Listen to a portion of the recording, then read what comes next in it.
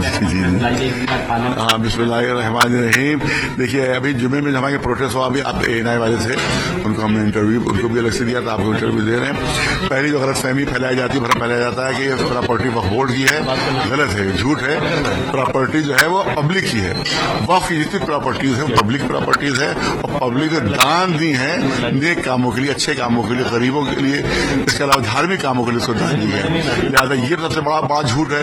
वक्फ board सिर्फ चौकीदार है, मालिक नहीं है। जिस तरह से हिंदुस्तान की हुकूमत जो है वो हिंदुस्तान की चौकीदार है, मालिक नहीं है।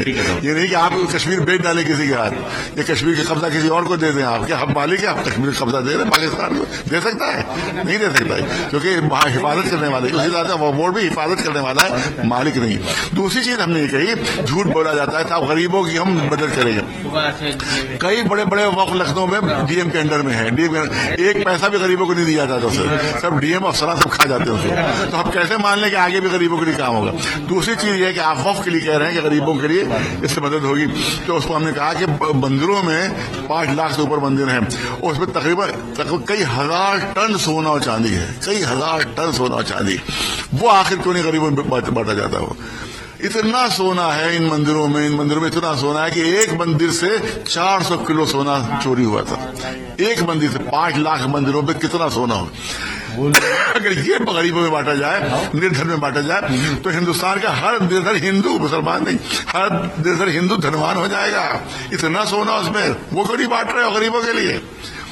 दूसरी चीज ये कि अगर यही सोना अगर रिजर्व बैंक में अगर वापस चला जाए, तो इस वजह $90 का जो $90 का जो $1 है वो $20 में आ जाए। कितनी इकोनॉमिक, सारी महंगाई खत्म हो। अगर मंदिरों का सोना रिजर्व बैंक में आ जाए तो हिंदुस्तान की सारी महंगाई खत्म हो जाएगी। वो क्यों नहीं उस पर तवज्जो दे रहे हो? उधर क्यों नहीं जा रहे हो? तो सारी तवज्जो छोटे छोटे वक्फों पर है, जिनको सारा तो पहले ही खा चुके हो। जितना जो साहब गवर्नमेंट के कब्जे में जो वक्फ है, वो जमीनें वो गवर्नमेंट की हो जाएंगी। किस अधिकार से हो जाएंगी भाई? एक तो तुम्हें, इसका मतलब है तुम खुद चोरी का इकरार कर रहे हो, डाकिए डाकिए हमारे कब्जे में है।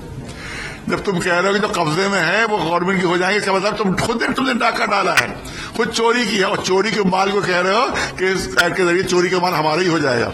इसका मतलब पहले तो गवर्नमेंट को सजा मिलना चाहिए चोरी की, जो गवर्नमेंट की जमीनें चुराई है उसकी सजा मिले उनको, कि तुमने चुराई कैसे और किस अधिकार से? पब्लिक प्रॉपर्टी है, तुम किस अधिकार से उस पर कब्जा कर लोगे कि इस एक्ट के जरिए से वो कब्जा हो जाएगा?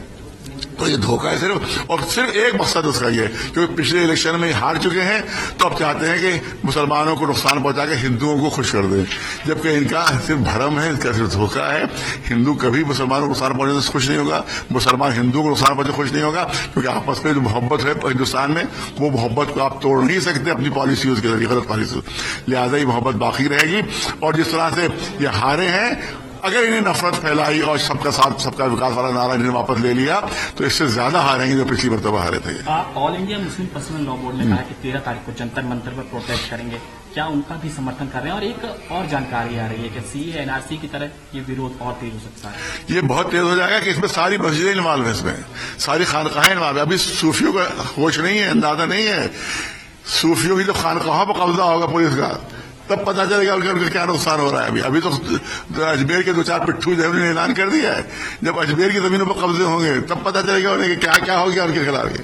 तो इस वक्त सारा मुसलमान उठ खड़ा होगा। आप तो समझते हैं सिर्फ सारा मुसलमान नहीं, बल्कि जो भी सच्चाई पसंद करते हैं, जो भी जो है वो धार्मिक नीयत के, सब के सब इसकी मुखालिफत करेंगे, और समझते पूरे हिंदुस्तान में तब प्रोटेस्ट होगा। किरण रिजिजू कह रहे हैं, लगातार कह रहे हैं वो कि मुस्लिम समुदाय के इससे कई मुद्दे सुलझेंगे, हम इसे जल्द। कोई मुद्दा नहीं सुलझेगा, झूठ बोल रहे हैं, बिल्कुल झूठा शख्स है वो, बिल्कुल झूठा, बिल्कुल झूठ बोल रहा है। कोई सारे मुद्दे इसमें और खड़े हो जाएंगे, और मुद्दे इसमें परेशानियां और खड़ी हो जाएंगी इसमें, क्योंकि गवर्नमेंट के अफसरान को दिया जाएगा। अफसरान बेईमान है सब। डीएम के अंडर में जितने भी वक्त डीएम के अंडर में है, लखनऊ में आप जाकर देख लीजिए, सब में बेईमानी है, भ्रष्टाचार है, एक पैसा भी गरीबों को खर्च नहीं हो रहा है। तो ये सब बेईमानी आप कह रहे हैं वक्फ बोर्ड में बेईमानी, अगर सरकारी अफसर की हो जाएंगे तो 1000 गुना ज्यादा बेईमानियां बढ़ेंगी, 1000 गुना ज्यादा बेईमानियां बढ़ जाएगी, और एक भी जमीन बाकी नहीं रहेगी फिर। ठीक है।